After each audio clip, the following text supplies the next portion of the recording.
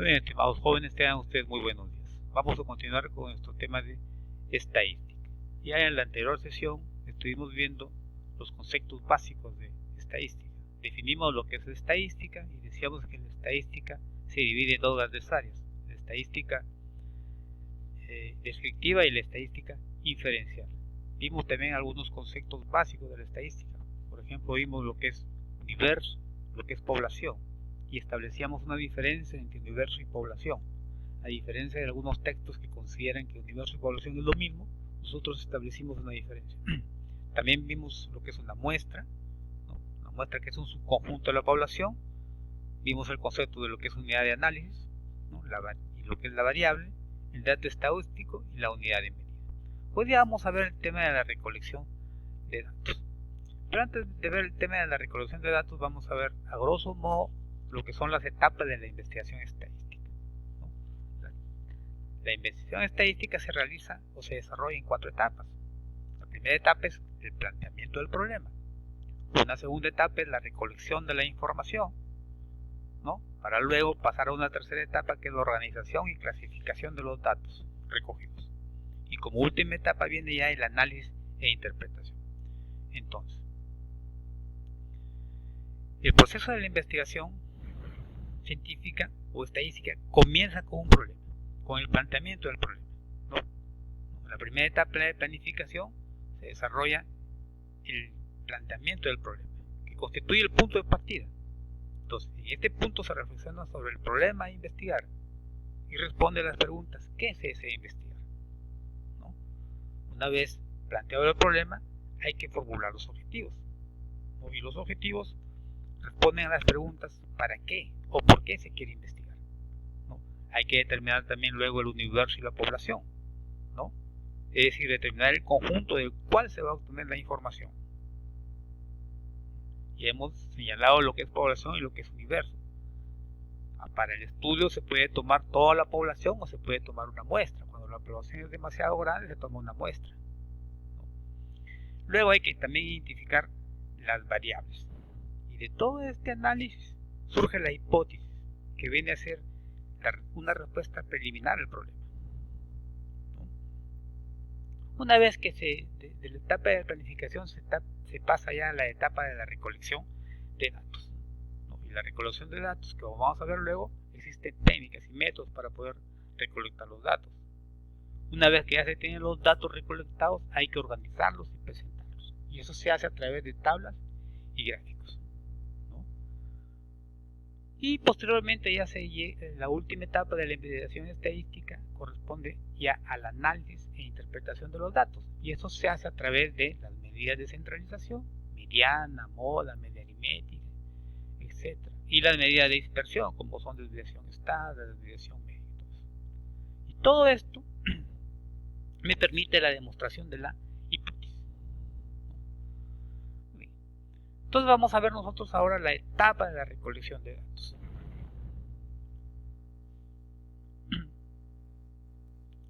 En esta etapa se obtienen los datos que se requieren para alcanzar los objetivos y demostrar la hipótesis de la investigación, ¿no? Y la etapa de recolección de datos se hace teniendo en cuenta tres temas. Primero, la fuente de información, los sistemas de recolección y las técnicas de recolección, ¿no? Entonces veamos primero la fuente de información. Cuando se recoge la información, es posible que los datos ya hayan sido obtenidos de las unidades de observación y publicados o registrados por otros, ¿no? Por otras, pueden ser instituciones o personas, ¿no? O puede ser que los datos tengan que obtenerse directamente de las unidades de observación, en forma personal, ¿no? Atendiendo a estas dos ideas, entonces, las fuentes de información pueden ser fuente primaria. ¿Cuándo se habla de fuente primaria? Cuando la información se obtiene directamente de la misma unidad de observación, utilizando técnicas, como vamos a ver luego: entrevistas, cuestionarios, test, etc. Ejemplo de fuente primaria: aplicar un test a un grupo de estudiantes para determinar el nivel intelectual. Otro ejemplo: llevar a cabo una encuesta para conocer la situación socioeconómica de los pobladores de un determinado asentamiento humano, ¿no?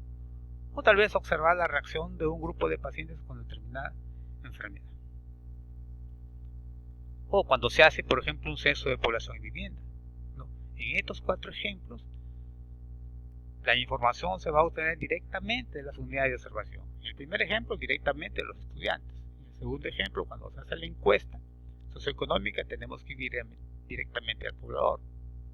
En el tercer ejemplo, se utiliza la observación, pero hay que observar directamente a los pacientes.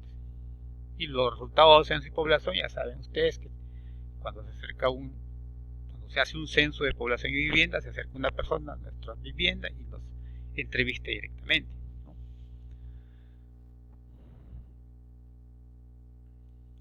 Y el otro tipo es la fuente secundaria.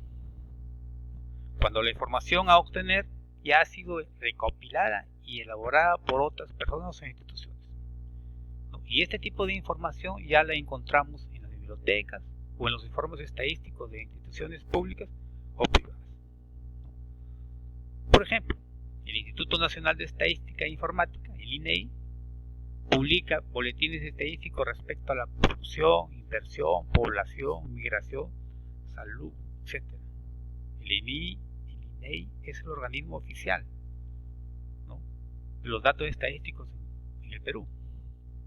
O también, por ejemplo, el Ministerio de Economía y Finanzas elabora estadísticas de comercio, al mayor y menor, comercio exterior, etc. Si deseáramos hacer un estudio, por ejemplo, sobre el comercio exterior, tendríamos que recurrir a la base de datos del Ministerio de Economía, ¿no?, porque ellos son los que llevan ese registro.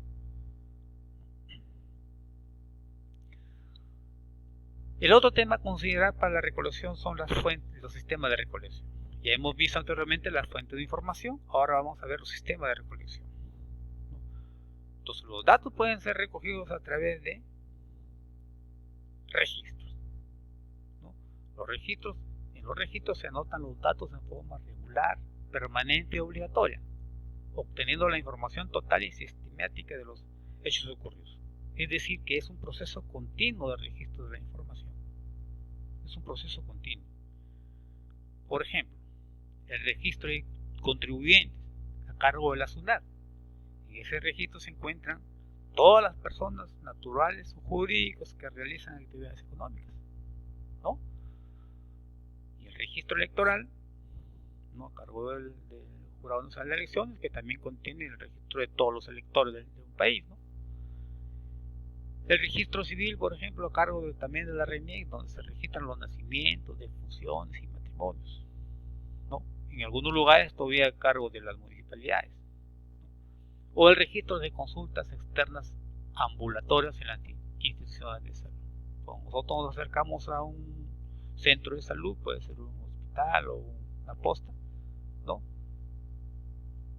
nos registran nuestra consulta y es obligatorio.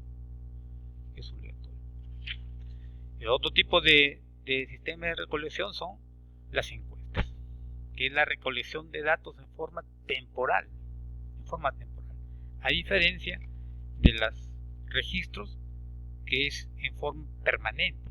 Acá los registros se hacen en forma temporal. Y estos pueden ser censal. ¿Cuándo es censal? Cuando se abarca toda la población en estudio, ¿no? Ejemplo, en los censos de población y vivienda de una localidad o país, ¿no?, la recolección de datos se hace tomando en cuenta toda la población. Y el otro tipo de encuesta es la muestral, cuando abarca una parte de la población en estudio. Ejemplo, la encuesta de fecundidad. Por ejemplo, si quisiéramos estudiar la encuesta hacer un estudio sobre la fecundidad de los varones mayores de 30 años, no tendríamos que tomar una muestra, porque sería casi imposible tomar todos los varones mayores de 30 años del país, ¿no? Habría que tomar una muestra. O también, si quisiéramos hacer un estudio sobre nutrición, ¿no?, tendríamos que tomar una muestra de la población. Y por último, el otro tema a tomar en cuenta para la recolección de los datos son las técnicas de recolección, ¿no? Hay que señalar que existen muchos procedimientos para recoger la información, ¿no?, y el investigador tiene que elegir el que se adapte mejor a su tipo tipo de investigación y en las circunstancias, ¿no?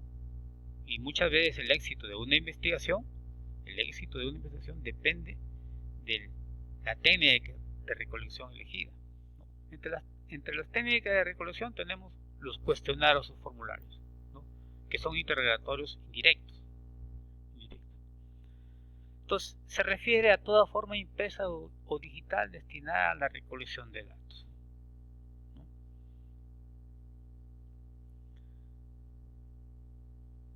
Los formularios normalmente recogen dos tipos de datos: los datos administrativos o de identificación, correspondiente a edad, sexo, ¿no? Todo lo que tenga que ver con la identificación, y otra parte que son ya la parte referida a los datos que tengan que ver con el problema que se estudia.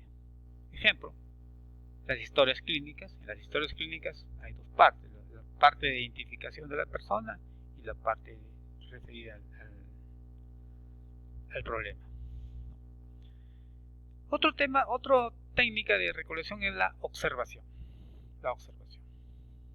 En este caso se utilizan los sentidos para obtener datos que van a servir a nuestra investigación, ¿no? Requiere, eso sí, personal especializado. A veces resulta demasiado caro. No es conveniente cuando se estudia grandes masas humanas. No es conveniente utilizar el método de observación cuando la población es muy grande, ¿no? Y además no es aplicable si se requiere investigar, por ejemplo, manifestaciones subjetivas de los individuos, o el comportamiento en su pasado, o sus actitudes futuras de la persona. No es aplicable, porque no podemos observar el futuro ni observar el pasado, evidentemente, ¿no? Otra técnica es la entrevista personal o interrogatorio directo. En este caso, pues, es útil cuando se quiere indagar el pasado, el futuro o las condiciones subjetivas del individuo, cosa que no sucede con la técnica de observación. Otra técnica sería la encuesta puerta por puerta, ¿no? Otro, utilizando el teléfono. Por ejemplo, a veces cuando hacemos una llamada a Movistar para algún reclamo, posteriormente nos hacen una encuesta referida a la opinión sobre el servicio de atención que nos han brindado, ¿no? Otra técnica sería el experimento. En este caso, el investigador manipula y controla las variables con la intención de estudiar la relación que existe entre estas, ¿no? Se usan cuando se deseen construir modelos explicativos, ¿no? Pero hay que tomar en cuenta que esos estudios implican procedimientos estadísticos complejos. Por ejemplo, la creación de vacunas en un determinado laboratorio médico, ¿no? Ese sería un tipo de técnica experimental. Muy jóvenes, nos vemos en un próximo video.